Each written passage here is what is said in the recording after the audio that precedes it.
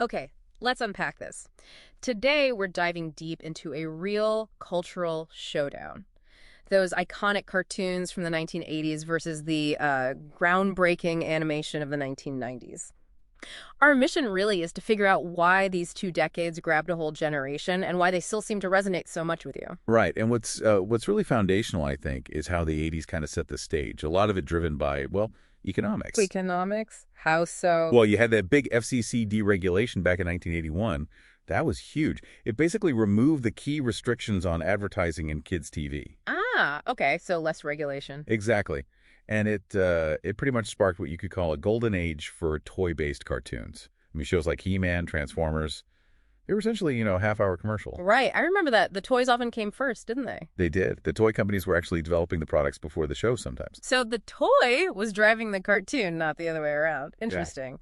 But how did that affect the look? Because 80s cartoons had a very specific visual style. Yeah. Oh, absolutely. A lot of it was down to limited cell animation. Yeah. Everything hand-drawn on celluloid naturally. Yeah.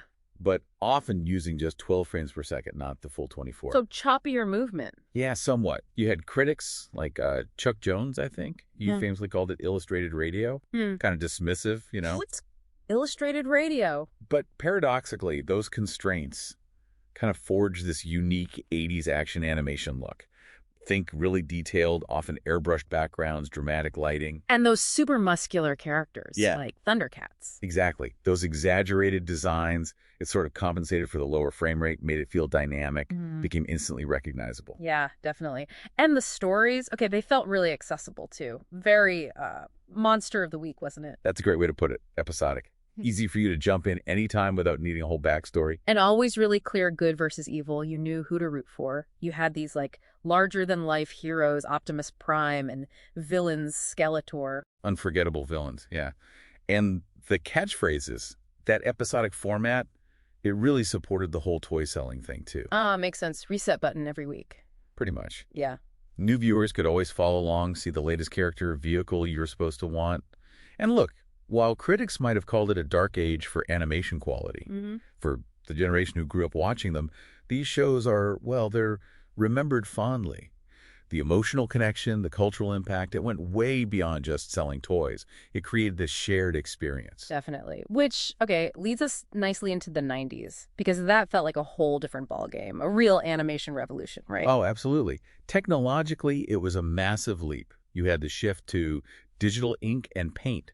Think Disney's CAP-PS system. Yeah. Used on the Rescuers Down Under. Right. Things started looking smoother, cleaner. Exactly. And then early CGI started popping up. Shows like Reboot, which was fully CGI, or Donkey Kong Country using motion capture. So what did that tech actually do for the shows? What did it allow? Well, it opened up so much.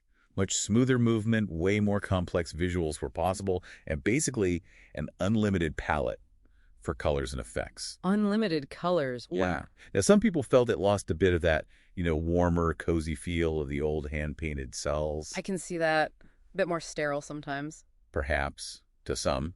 But it fundamentally changed visual storytelling. Yeah. It wasn't just the visuals. The narratives evolved hugely, too. Yeah, that's what I was thinking. Beyond just looking different, the stories felt deeper. You mentioned serialized narratives. Characters actually, changed. Precisely. Shows like Gargoyles are a prime example. Right. They had ongoing story arcs, character development. It wasn't just hitting reset every episode. And it felt like the artists had more control, that creator-driven era people talk about. Immense influence. Think Nickelodeon's early Nicktoons or the first wave of Cartoon Network originals. Artists had vast influence, pushing boundaries. Which must have been a big shift from the 80s toy mandates. Huge. That autonomy let creators tackle more complicated themes, more sophisticated psychologies. Like what kind of themes? Well, you saw a real social critique creeping in The Simpsons, obviously, or Daria. Explorations of anxiety, alienation, even some pretty extreme body horror in certain shows. Right, things you definitely wouldn't have seen in He-Man. Not quite. And this really broadened animation's appeal. It started being seen more as, cinema, not just a genre. It could appeal to you as an adult, not just as a kid. And the whole landscape was changing too, right? Cable TV was exploding. Absolutely. Cable meant programming was available daily, not just Saturday mornings. That traditional block started to erode. Plus, you had home video booming and the very beginnings of online fan communities starting to form. More access, more ways to engage. So, okay, we've got the 80s toy-driven action and the 90s creative boom. Why do both still hold such a grip on us? What's the magic? I think it's a few key things. First, undeniably, the sheer power of nostalgia. Simple as that. Yeah, the comfort food factor. Totally. They're a powerful gateway back to childhood for so many people. Evoking those fond memories, that feeling of, I don't know, innocence and unlimited imagination. Simpler times, maybe. Perhaps. But second, it's also about timeless storytelling. Even the simpler 80s stuff often hit universal themes: friendship, courage, teamwork. And the 90s built on that, with characters who had really relatable quirks, actual discernible flaws you could connect with. And it seems like academia is finally catching up, too. Like, these shows are being taken more seriously now. That's definitely happening. What was often dismissed is now getting analyzed for its technical, thematic, and aesthetic merit. It kind of validates the enjoyment you always felt. Right, it wasn't just mindless entertainment. Exactly. Ultimately, I think the enduring appeal is this unique blend. You've got the 80s straightforward fun, and let's be honest, the playability of the tie-ins. Combined with the 90s narrative depth, its visual innovation, its willingness to be a bit weirder, a bit more complex. What's truly compelling when you look back is how both decades, even with their really distinct approaches, were so foundational.